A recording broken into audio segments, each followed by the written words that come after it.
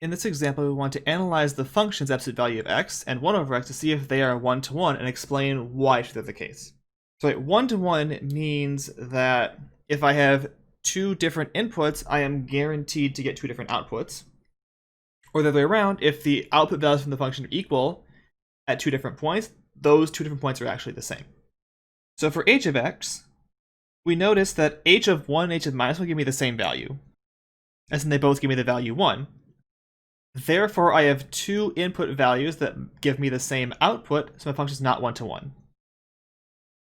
And this we can also see from the graph of the function, because the graph here is this shape, and this does not pass the horizontal line test, therefore it's not a one-to-one function.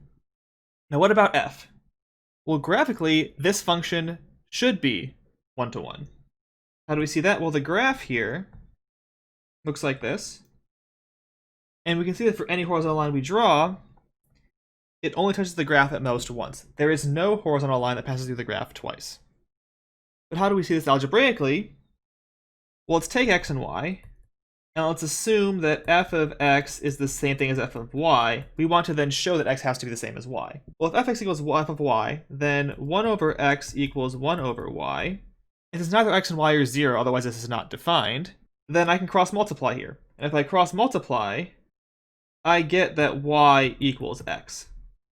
Therefore, what this tells me is if the output values are the same, the input values must have been the same.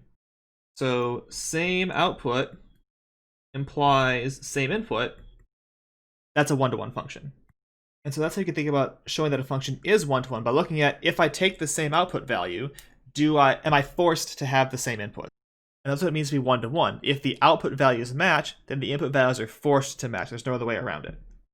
If you can show that that works, then you know your function is one-to-one beyond what a graph will show you about a function being one-to-one.